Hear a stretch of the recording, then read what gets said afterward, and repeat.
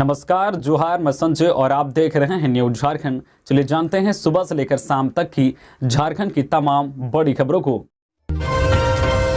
किसानों के लिए अच्छी खबर। झारखंड के किसानों का केवल 1 रुपए में होगा 5 एकड़ तक की फसल का बीमा।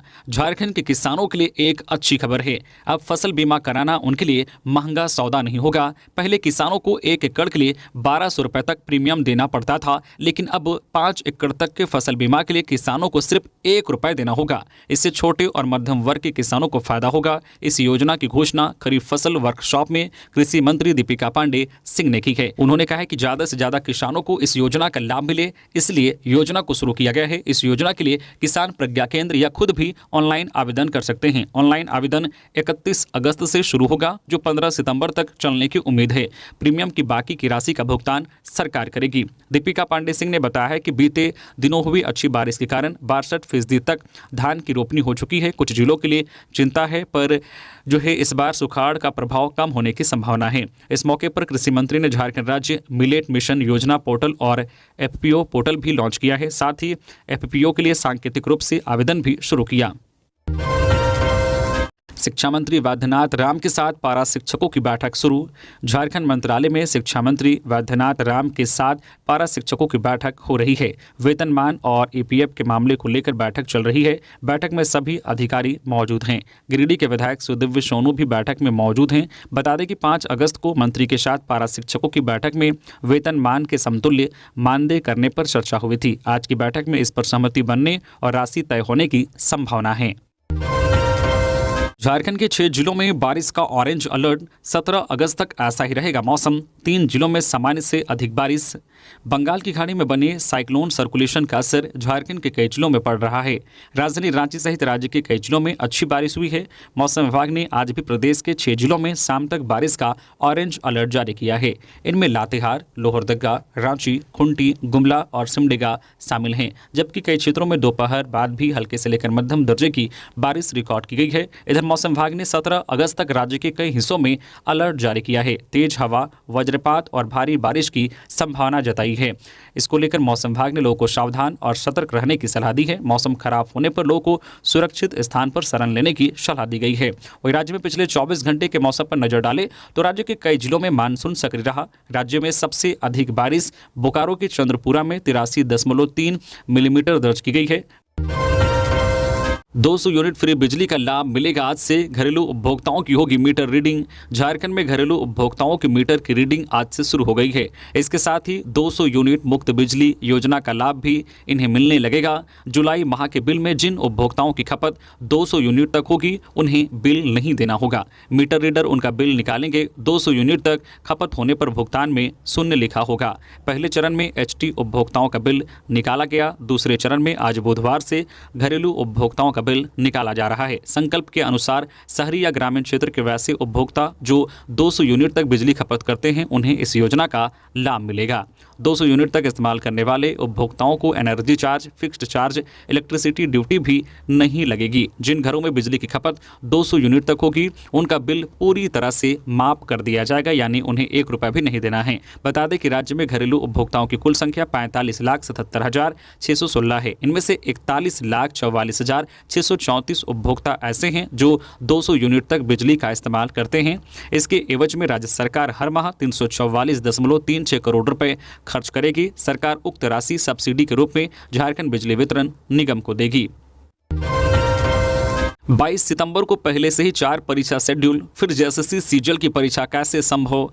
झारखंड कर्मचारी चयन आयोग ने स्नातक योग्यताधारी संयुक्त प्रतियोगिता परीक्षा 2023 की परीक्षा 21 और 22 सितंबर को आयोजित करने का निर्णय लिया है। इस संबंध में आयोग परीक्षा नियंत्रक के द्वारा सूचना जारी कर दी गई है, लेकिन अब इस परीक्षा को लेकर एक और बड़ी अपडेट सामने आ रही है। दरअसल 22 सितंबर को यूपीएससी की मुख्य परीक्षा है। 22 सितंबर को ही जेपीएससी रेंज ऑफिसर की पीटी परीक्षा है। 22 सितंबर को ही सेंट्रल जनरल एसएससी की परीक्षा है और 22 सितंबर को ही एक्साइज कांस्टेबल दौड़ होने वाला है। ऐसे में छात्र सवाल उठा रहे हैं कि जब 4 परीक्षा 22 सितंबर को पहले से ही आयोजित है तो जेएसएससी सीजीएल की परीक्षा उसी तारीख को कैसे ली जा रही है। छात्रों का कहना है कि सितंबर में भी सरकार यह परीक्षा ले पाएगी, इसकी कम ही संभावना है। यह एक ऐसी सरकारी भर्ती है जो 2015 से अब तक 5 बार निकाली जा चुकी है। अब तक निकाले गए 5 बार विज्ञापन किसी न किसी वजह से रद्द होती रही है। रांची के इस होटल में चल रहा था सेक्स रैकेट, 5 लड़कियों सहित 7 गिरफ्तार। रांची के अरगोड़ा इलाके में स्थित एक होटल में चल रहे सेक्स रैकेट का भांडाफोड़ हुआ है। रांची पुलिस ने खुलासा करते हुए 5 लड़कियों सहित 7 लोगों को गिरफ्तार किया है। एसएसपी चंदन सिन्हा के निर्देश पर हटिया डीएसपी पीके मिश्रा के नेतृत्व में छापेमारी की गई है। यह छापेमारी रांची के अरगोड़ा चौक स्थित होटल मौरिया में हुई है। हटिया डीएसपी पीके मिश्रा ने बताया है कि देह व्यापार की सूचना पर होटल मौरिया में छापेमारी की गई, जिसमें आपत्तिजनक हालत में 5 लड़कियां और 2 लड़के पकड़े गए हैं। मौरिया होटल में पिछले 3 महीने के भीतर या दूसरी बार छापेमारी की गई है। इससे पहले जून महीने में भी इस होटल में रेड की गई थी, उस समय भी 2 लड़कियां पकड़ी गई थी। गढ़वा एसपी दीपक पांडे को वीरता पदक, 11 पुलिसकर्मियों को पुलिस का सराहनीय पदक, पहली बार अग्निशमन सेवा भी शामिल। केंद्रीय गृह मंत्रालय ने स्वतंत्रता दिवस के मौके पर पुलिस पदों की घोषणा कर दी है। इस साल झारखंड से 7 पुलिस के लोगों को वीरता पदक से नवाजा गया है। इस लिस्ट में गढ़वा के एसपी दीपक पांडे सहित 6 और पुलिसकर्मी हैं। वहीं जिन पुलिसकर्मियों को सराहनीय सेवा पद दिया जा रहा है, झारखंड से ऐसे पुलिसकर्मियों की संख्या 11 है। जारी लिस्ट के मुताबिक पहली बार अग्निशमन सेवा को इस लिस्ट में शामिल किया गया है। पहली बार ही इस लिस्ट में झारखंड से एक कर्मी को पदक मिला है, उसे गैलेंट्री अवार्ड मिला है। जल्द झारखंड दौरे पर प्रधानमंत्री मोदी, बिरसा मुंडा टूरिस्ट सर्किट का करेंगे शिलान्यास। प्रधानमंत्री नरेंद्र मोदी जल्द ही झारखंड दौरे पर आएंगे। बताया जा रहा है कि अपने इस दौरे पर वे आदिवासी समाज के नायक बिरसा मुंडा से जुड़े कुछ योजनाओं को मंजूरी दे सकते हैं। इसमें सबसे प्रमुख बिरसा मुंडा टूरिस्ट सर्किट का शिलान्यास कार्यक्रम शामिल है। योजना का डीपीआर बनाया जा रहा है। केंद्र सरकार ने इसके लिए 40 करोड़ रुपए की राशि की स्वीकृति दी है। खूंटी जिला प्रशासन इसके डीपीआर को अंतिम रूप दे रहा है। डीपीआर पूरा होते ही इसे पीएमओ को भेज दिया जाएगा। इसका शिलान्यास प्रधानमंत्री नरेंद्र मोदी के हाथों कराया जा सकता है। चर्चा है कि नरेंद्र मोदी रांची से देश के 8 राज्यों के यूनिट मॉल का भी शिलान्यास करेंगे। झारखंड के हजारीबाग में बड़ा हादसा, स्कूली बच्चों से भरी गाड़ी को थार ने मारी टक्कर, कई छात्रों को आई चोट। झारखंड के हजारीबाग में स्कूली बच्चों से भरी एक गाड़ी हादसे का शिकार हो गई। यह हादसा चौपारण में हुआ है। जीटी रोड स्थित 12 मोड़ के पास एक थार गाड़ी ने मैजिक वैन को टक्कर मार दी। मैजिक में डैफोडिल स्कूल के बच्चे सवार थे। जानकारी के मुताबिक इस सड़क दुर्घटना में करीब आधा दर्जन बच्चे चोटिल हो गए हैं। जानकारी के मुताबिक इस हादसे में करीब 6 बच्चे घायल हो गए हैं। अन्य बच्चों को घर भेज दिया गया है। दरअसल एक थार गाड़ी बच्चों के मैजिक वैन से टकरा गई। यह हादसा किस वजह से हुआ है, इस बारे में अभी कोई पुष्टि नहीं हो सकी है। मुख्यमंत्री मैया योजना की पहली किस्त में 3624 बहनों के खाते में 16 अगस्त से ट्रांसफर होंगे 1,000 रुपये। मुख्यमंत्री मैया योजना के तहत शुक्रवार यानी कि 16 अगस्त को सांकेतिक रूप से 3624 बहनों के खाते में 1,000 रुपये ट्रांसफर किया जाएगा। महिला बाल विकास विभाग ने इसकी तैयारी पूरी कर ली है। पहली किस्त में सभी 24 जिलों के कुल 151 महिलाओं यानी कि कुल 3624 बहनों को उनके खाते में राशि ट्रांसफर की जाएगी। राशि का ट्रांसफर सही तरीके से हो, इसके लिए विभाग द्वारा ट्रायल भी किया गया है। ट्रायल के तहत सभी 24 जिलों में एक महिला लाभुक के खाते में राशि भेजी गई थी। साथ ही मुख्यमंत्री के द्वारा आश्वासन दिया गया है कि आपकी सरकार पंजीयन की तिथि बढ़ाने पर भी विचार कर रही है ताकि कोई बहन छूटे नहीं। इसके बाद भी प्रज्ञा केंद्रों में दिसंबर तक आवेदन भर सकेंगे। साथ ही 30 अगस्त से शुरू हो रहे सरकार आपके द्वार में भी इस योजना में पंजीयन की सुविधा रहेगी। आप सभी की मेहनत, लगन और समर्पण के लिए दिल से शुक्रिया। आप सब चैंपियन हैं। रांची में 400 रुपये रुगड़ा और 100 रुपये किलो बिक रही गोभी, प्याज ने लगाई हाफ सेंचुरी। राजधानी रांची में सब्जियों के बढ़े दाम ने लोगों के पसीने छुड़ाने शुरू कर दिए हैं। हाल यह है कि बाजार में गोभी 100 रुपये और बैंगन 80 रुपये किलो बिक रहा है। वहीं जो प्याज पहले 28 से 30 रुपये प्रति किलो की दर से बिक रहा था, अब वह 45 से 50 रुपये किलो बिक रहा है। रुगड़ा की कीमत 400 रुपये किलो है और भिंडी की कीमत 60 रुपये किलो है। हाल के दिनों में सब्जियों की कीमतों में अचानक वृद्धि आम जनता के लिए चिंता का विषय बन गया है। बाजार में करेला 80 रुपये किलो मिल रहा है, वहीं नेनुआ भी 60 से 80 रुपये किलो मिल रहा है। बाजार में सब्जियों की कीमतें बढ़ने के कई कारण बताए जा रहे हैं। बीते दिनों हुई बारिश के कारण जो है सब्जी उत्पादकों के खेत में लगी सब्जियां खराब हो गई है। वहीं खुदरा बाजार में प्याज और आलू की कीमतों में उछाल मुख्यतः महाराष्ट्र से आने वाली सप्लाई में कमी के कारण हुआ है। वहां फसल खराब होने के कारण झारखंड में प्याज की आवक में कमी आई है, जिससे मांग और आपूर्ति के बीच असंतुलन पैदा हो गया है। इसके परिणाम स्वरूप बाजार में प्याज की कीमतें आसमान छू रही है। हजारीबाग डीसी का बनाया गया फेक व्हाट्सएप अकाउंट, प्रशासन ने की सावधान रहने की अपील। हजारीबाग डीसी नैन्सी सहाय का फेक व्हाट्सएप अकाउंट बनाया गया है, जिसके बाद डीसी ने सभी जिलेवासियों से अपील की है कि वह फर्जी व्हाट्सएप नंबर +9478288393 से किसी प्रकार के संदेश या मैसेज पर कोई प्रतिक्रिया न दे, इस नंबर को ब्लॉक कर दे। बता दें कि ऐसा पहली बार नहीं है कि जब किसी प्रशासनिक अधिकारी का फेक आईडी बनाया गया है। इससे पहले भी कई बार फेक आईडी बनाकर लोगों से संपर्क करने की कोशिश की गई है। झारखंड आएंगे राहुल गांधी, अगस्त के अंतिम सप्ताह में संभावना। 31 नहीं 33 विधानसभा सीटों पर दावेदारी, 81 सीटों पर चल रही तैयारी। कांग्रेस झारखंड के विधानसभा चुनाव में 33 विधानसभा सीटों पर अपनी दावेदारी और स्थिति को मजबूत बता रही है। साल 2019 के लोकसभा चुनाव में पार्टी 31 सीटों पर अपनी दावेदार उतारे थे। इस बार के चुनाव में उम्मीदवार कौन होगा, इसके लिए आवेदन लिए जा रहे हैं। विधानसभा चुनाव को लेकर राष्ट्रीय स्क्रीनिंग कमेटी की बैठक नई दिल्ली में हुई, जहां चुनाव से जुड़ी तमाम बातों पर विस्तृत चर्चा की गई। यह बैठक पार्टी के राष्ट्रीय अध्यक्ष मल्लिकार्जुन खड़गे की अध्यक्षता में हुई। बैठक में मौजूद प्रदेश कांग्रेस अध्यक्ष राजेश ठाकुर ने लोकसभा में प्रतिपक्ष के नेता राहुल गांधी से अगस्त के अंतिम सप्ताह में रांची आने का आग्रह किया। जेजेएमपी ने बुढ़मू की घटना से किया इनकार, कहा हमें बदनाम करने की साजिश। रांची जिले के बुढ़मू थाना क्षेत्र में 7 अगस्त को अवैध बालू के कारोबार में शामिल वाहनों को जलाने की घटना में नक्सली संगठन जेजेएमपी ने अपनी संलिप्तता से इनकार किया है। जेजेएमपी प्रवक्ता कर्मवीर ने प्रेस विज्ञप्ति जारी कर कहा है कि इस घटना में जेजेएमपी का कोई हाथ नहीं है या संगठन को बदनाम करने की साजिश है। दरअसल घटना के बाद कुछ लोगों ने कहा है कि इसमें जेजेएमपी संगठन के आलोक जी का हाथ है, लेकिन जेजेएमपी के प्रवक्ता कर्मवीर ने प्रेस विज्ञप्ति में साफ इनकार करते हुए कहा है कि जेजेएमपी में आलोक नाम का कोई कमांडर है ही नहीं। रांची जिले में जेजेएमपी संगठन का कोई फैलाव नहीं है। उन्होंने कहा कि बालू माफियाओं ने अपने गलत कामों को छिपाने के लिए संगठन को बदनाम करने की कोशिश की है। पुलिस प्रशासन को निष्पक्ष जांच करनी चाहिए और दोषियों के खिलाफ सख्त कार्रवाई करनी चाहिए।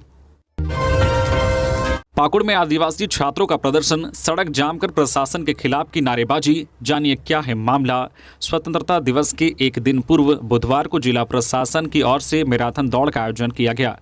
दौड़ में सैकड़ों धावकों ने हिस्सा लिया। मैराथन दौड़ के उपरांत छात्रावास के दर्जनों आदिवासी छात्रों ने उपायुक्त आवास के निकट पाकुड़ दुमका मुख्य सड़क को जाम कर दिया और खेल पदाधिकारी सहित जिला प्रशासन के खिलाफ नारेबाजी करने लगे।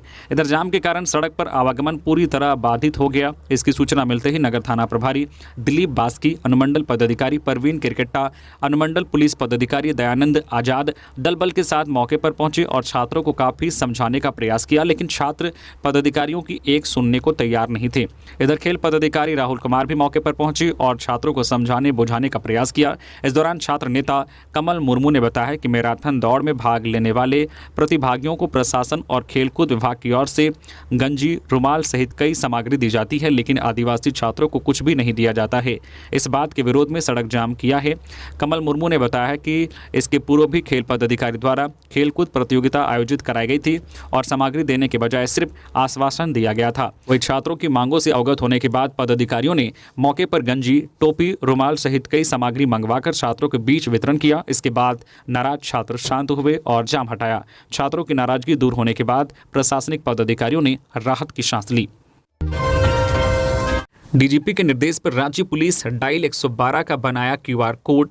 डीजीपी अनुराग गुप्ता के निर्देश पर रांची पुलिस द्वारा महिला सुरक्षा को ध्यान में रखते हुए एटीएम संबंधित अपराध की रोकथाम और त्वरित कार्रवाई के लिए डायल 112 का क्यूआर कोड बनाया है, जिसकी शुरुआत बुधवार को डीआईजी अनूप बिरथरे और एसएसपी चंदन सिन्हा के द्वारा वाहनों पर चिपकाकर किया गया। क्यूआर कोड को जिला के सभी ऑटो, ई रिक्शा और नगर निगम के सभी बसों पर चिपकाया जाएगा, जिससे महिलाएं आसानी से स्कैन कर डायल 112 में छेड़खानी संबंधित और अन्य शिकायत दर्ज करा सकेंगे। इसी प्रकार एटीएम संबंधित धोखाधड़ी या साइबर अपराध की सूचना और शिकायत के लिए क्यूआर कोड बनाया गया है, जिसे शहर के सभी एटीएम में चिपकाया जाएगा, जिसे सभी आमजन आसानी से आवश्यकता पड़ने पर स्कैन कर डायल 112 में अपनी शिकायत दर्ज करा सकेंगे। इस प्रकार इन क्यूआर कोड की आवश्यकता के माध्यम से डायल 112 को और अधिक प्रभावी बनाया गया है, ताकि लोग आसानी से अपनी शिकायतें दर्ज कर सके और उनको त्वरित सहायता मिल सके।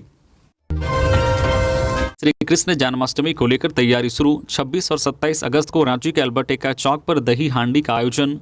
महाराष्ट्र के तर्ज पर राजधानी रांची में श्री कृष्ण जन्माष्टमी बड़े ही हर्षोल्लास के साथ मनाया जाता है। जगह जगह पर दही हांडी प्रतियोगिता आयोजित की जाती है। श्री कृष्ण जन्मोत्सव समिति के द्वारा रांची के अल्बर्ट एक्का चौक पर 2 दिवसीय कार्यक्रम आयोजित की जाएगी, जिसकी तैयारी शुरू कर दी गई है। कार्यक्रम स्थल पर हांडी टांग दी गई है। 26 अगस्त को झांकी और बाल गोपाल प्रतियोगिता प्रस्तुत की जाएगी, जिसमें 10 साल तक के बच्चे बच्चियां राधा कृष्ण के स्वरूप में नजर आएंगे। वहीं 27 अगस्त को शाम 4 बजे दही हांडी फोड़ प्रतियोगिता और भजन संध्या के अलावा नृत्य नाटिका का भव्य आयोजन किया जाएगा। जेल में अमन साहू के गुर्गे के पास मिला था स्मार्टफोन। जेलर और गार्ड पर कार्रवाई। सिमडेगा जेल में विगत 8 अगस्त को छापेमारी के दौरान एटीएस के द्वारा अमन साहू के गुर्गे आकाश राय के पास से स्मार्टफोन जब्त किया गया था। इस मामले में जेल अधिकारियों पर कार्रवाई की गई है।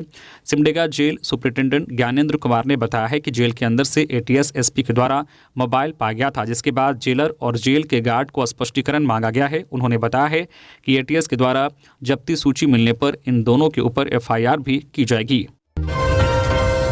टेरर फंडिंग के आरोपी टीपीसी के जोनल कमांडर भीखन गंजू को हाईकोर्ट से मिली जमानत। चतरा के टंडवा स्थित मगध व आम्रपाली जो है कोयला परियोजना से टेरर फंडिंग मामले में आरोपी टीपीसी के जोनल कमांडर भीखन गंजू उर्फ दीपक कुमार की जमानत याचिका पर झारखंड हाईकोर्ट ने फैसला सुनाया है। कोर्ट ने भीखन गंजू की जमानत अर्जी मंजूर कर ली। पूर्व में कोर्ट ने दोनों पक्षों की सुनवाई पूरी होने के बाद फैसला सुरक्षित रखा था। बता दें कि एनआईए के विशेष न्यायाधीश जो है एम के वर्मा की अदालत ने पूर्व में भीखन गंजू की जमानत अर्जी खारिज कर दी थी। कुंटी ग्रामीण विकास की बिल्डिंग की जर्जर हालत, जान जोखिम में डालकर काम करने को मजबूर हैं कर्मचारी। करोड़ों रुपए खर्च कर पुल, भवन और सड़क बनाने वाले जिले के ग्रामीण विकास विभाग का खुद का भवन जर्जर हो चुका है। बाहर से लेकर अंदर तक भवन की हालत बेहद खराब है। कर्मचारी जान जोखिम में डालकर विभाग में काम करने को मजबूर हैं। जिले में वर्तमान और वर्षों पहले से चल रहे विकास कार्यों के लिए चलाई जा रही योजनाओं के कागजात इसी भवन में हैं, लेकिन जर्जर भवन में पानी के रिसाव के कारण फाइलें सड़ने लगी है। लेकिन विभाग के वरीय अधिकारी खामोश हैं। जिले में हर साल कम से कम 50 करोड़ से अधिक का विकास कार्य करने वाले ग्रामीण विकास विभाग के विशेष प्रमंडल कार्यालय के भवन की तस्वीर देखकर ऐसा लगता है कि यह कब कर्मचारियों के सिर के ऊपर गिर जाए, इसका कोई भरोसा नहीं है। ग्रामीण विकास विभाग के विशेष प्रमंडल कार्यालय का भवन लगभग पूरी तरह से जर्जर हो चुका है। कुछ दिन पहले छत का प्लास्टर भी गिर गया था। गनीमत रही कि प्लास्टर किसी के ऊपर नहीं गिरा, वरना बड़ी दुर्घटना से इनकार नहीं किया जा सकता था। कर्मचारी प्रतिदिन अपनी जान जोखिम में डालकर काम करने को मजबूर हैं। कर्मचारियों ने इसकी सूचना विभाग के वरीय अधिकारियों को दी, लेकिन विभाग के अधिकारी रांची और खुंटी के प्रभार में होने के कारण कर्मचारियों की शिकायत को गंभीरता से नहीं लेते हैं। इस संबंध में वह जो है कार्यरत कर्मचारियों ने बताया है कि इस भवन की खस्ता हालत के बारे में कई बार विभाग के वरीय अधिकारियों को अवगत कराया गया है, लेकिन अब तक कोई कार्रवाई नहीं की गई है और न ही कार्यालय की मरम्मत कराई गई है। कार्यालय फाइलों और कागजात से भरा पड़ा है। तो ये थी आज की झारखंड की टॉप बड़ी खबरें। इसी तरह से झारखंड की हर छोटी बड़ी खबर देखने के लिए आप हमारे चैनल न्यूज झारखंड चैनल को सब्सक्राइब करके बेल आइकन प्रेस कर दें, जिससे आपको झारखंड की हर छोटी बड़ी खबर का अपडेट आप तक पहुंचता रहे।